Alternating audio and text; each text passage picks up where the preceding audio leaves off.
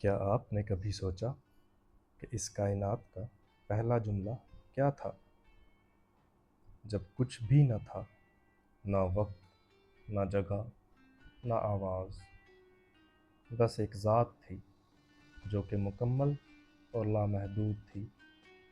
پھر ایک آواز آئی، بسم اللہ الرحمن الرحیم۔ بسم اللہ، 3 الفاظ، 13 حروف۔ یہ صرف قرآن کی پہلی آیت ہی نہیں، بلکہ کائنات کے ہر قانون، ہر راز، ہر وجود کا لب لباب ہے۔ بسم یعنی ابتدا، مگر یہ آغاز محض وقت کا نہیں، شعور کا ہے۔ یہ ایک اعلان ہے کہ میں اکیلا نہیں، میری ابتدا خود میری مرضی سے نہیں، یہ ایک اور ارادے کی توسیع ہے۔ اللہ، وہ ذات جو کسی تعریف کی محتاج نہیں، جو لفظوں سے ماورا، عقل سے بلند اور فہم سے بعید ہے۔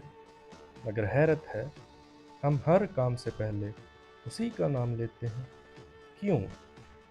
کیونکہ انسان جتنا بھی علم حاصل کر لے، اپنی کمزوری، اپنی ناتمامی سے انکار نہیں کر سکتا۔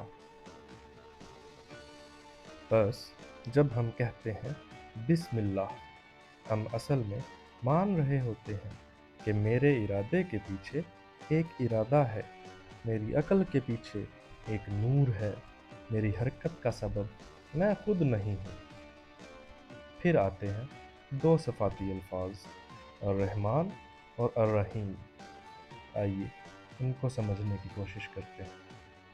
الرحمن، جس کی رحمت لامحدود ہے، جو کافر کو بھی رزق دیتا ہے، ظالم کو بھی مہلت دیتا ہے اور نافرمان کو بھی زندگی عطا کرتا ہے۔ یہ عمومی رحمت ہے، ایک ایسا نظام کرم جو بغیر مانگے بھی عطا کر رہا ہے۔ الرحیم، وہ خاص رحمت جو فقط ان کو ملتی ہے جو طلب رکھتے ہیں، جو جھکتے ہیں، جو جانتے ہیں کہ کچھ نہ ہونے میں ہی سب کچھ ہونے کی جھلک ہے۔ یہ دونوں صفات ہمیں بتاتی ہیں کہ بسم اللہ محض ایک دعا نہیں، ایک نظریہ ہے، ایک فلسفہ ہے جو یہ سکھاتا ہے کہ انسان جب تک خود کو مرکز سمجھے گا، وہ بھٹکتا رہے گا۔ بسم اللہ کہنا دراصل اپنی محدودیت کو تسلیم کرنا ہے اور لامحدود حقیقت کی طرف پہلا قدم اٹھانا ہے۔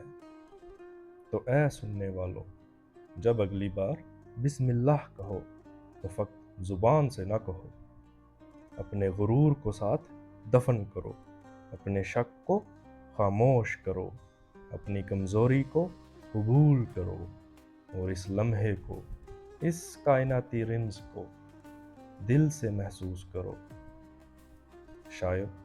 شاید تمہیں بھی وہی روشنی نصیب ہو جائے جو نبیوں کو ملتی تھی، جو عارفوں کو جلا بخشتی تھی اور جو مردہ دلوں کو زندہ کرتی ہے۔